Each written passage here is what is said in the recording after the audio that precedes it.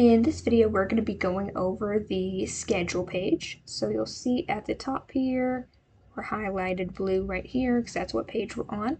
And I know it looks like there's a lot going on this page, so we're just going to go one step at a time here. We'll start all across the top. So you can see each day of Sunday, Monday, Tuesday, all the way to Saturday. And Saturday is highlighted yellow like this because that's what day it is right now. So whatever day it is, it's going to be highlighted yellow like that. And you can also see the date over here on the actual calendar. So I have the 23rd selected. If you click on another date, so we'll click on Sunday the 16th, that'll take you to the week of the 16th schedule. So you can see 16th through the 22nd. And we'll go ahead and go back to the 23rd. And you don't have to click, you can click on whatever day, it'll take you to that week. If you're on the week tab right here. If you're on the month tab, it'll look a little bit different. So you can see this is Sunday the 26th.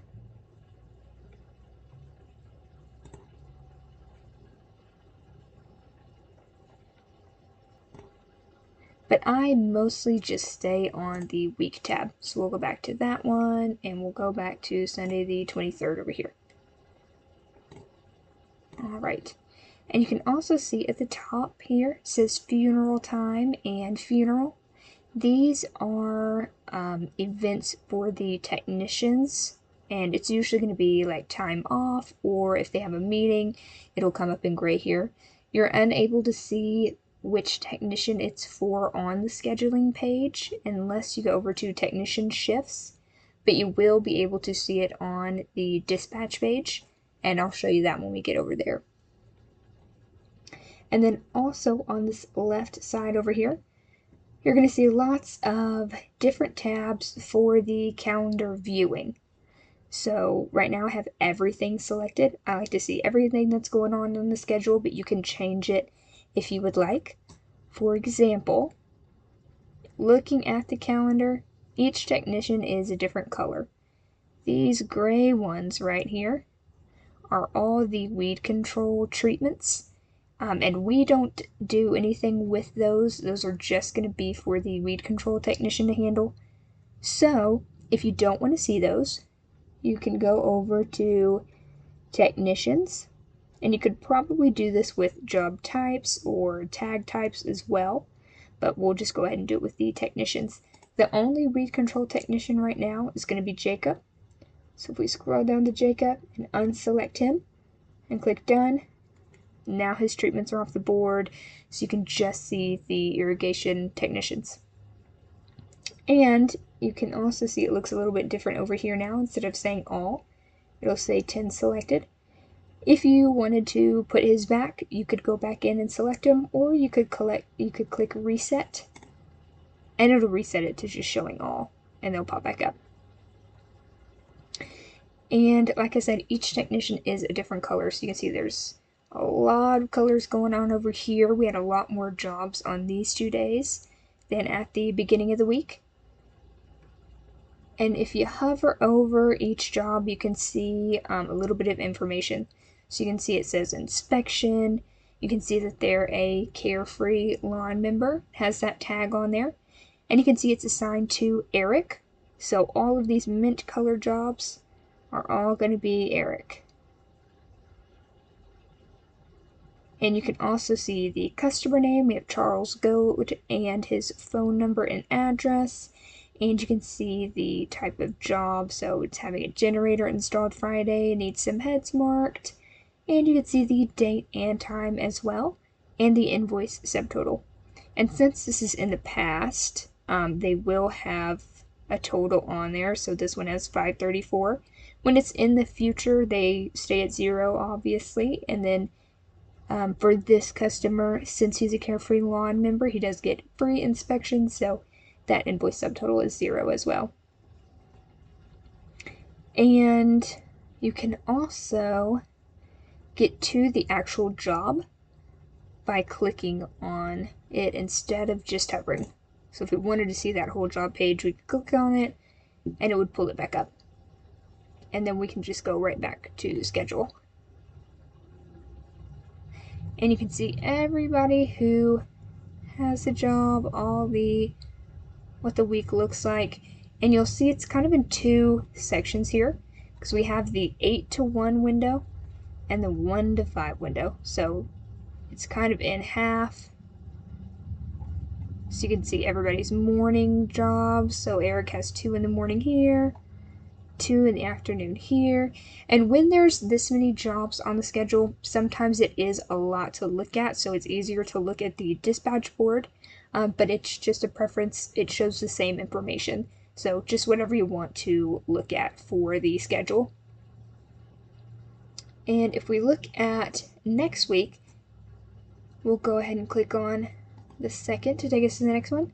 Looks a little bit crazier. We do have a ton of jobs on the schedule, so it's a little bit hard to see all of the information. But you will see this no account numbers job that we created earlier. And you'll notice it says 8 to 9. And if we click on it, you can see that the arrival window says 8 to 1, but it automatically set the end time as 9. There are preset times for each priority, so since it's low, it just set it at an hour. What we want to do is go in and click that pin, click on Edit Appointment End Time, and go ahead and change that to 1 p.m. and save it. And then that way, when you go back to the schedule, it shows that full time block. You can do that whenever you book the job. I forgot to do that when we booked it, but it's a good example of what the schedule will look like if you don't. That's where there's these little ones. Sometimes a customer requests a smaller window.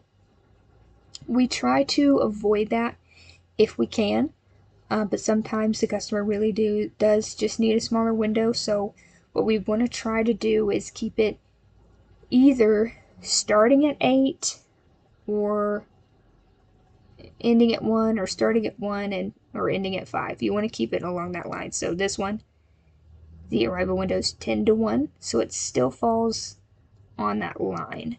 This one, 8 to 11, still falls on the 8 line. This one's 9 to 1, still falls on that 1 p.m. line. Now this one is 8 to 10, which is a little bit harder. We do want to try to avoid that. If we're going to make a smaller window, we want it to kind of still be 3 hours. So we want to try to do the 8 to 11 or the 10 to 1. In the afternoon, we do have this one on here, but the arrival window does say 1 to 5, so it looks like the time just didn't get updated, the end time like I just showed you for this one. But for the afternoon, we don't really want to do any smaller windows. It's a lot harder to guarantee a specific time in the afternoon, so we just want to keep it 1 to 5. And you can also see these two jobs right here don't have any break in them. They're all the way the full day. And it says arrival window 8 to 1, and this one says 8 to 1, but we've edited the end time to be 5 o'clock. That's because that's going to take the technicians all day to do those jobs. So ideally, we don't want any other jobs booked for them when they have an appointment like that. And then here's a look at the week after. That one, it's a little bit easier to see. You can see the customer names and what the job is. Since there's not that many this far out, you can kind of see a lot more information. And this orange name right here, this is one of the weed treatment jobs. It also shows up at the top here. You'll notice on the previous page it has all of those treatment jobs scheduled. So you can see them at the top. You don't really need them on the schedule. And then if we go back a few weeks ago, we'll go to February 9th.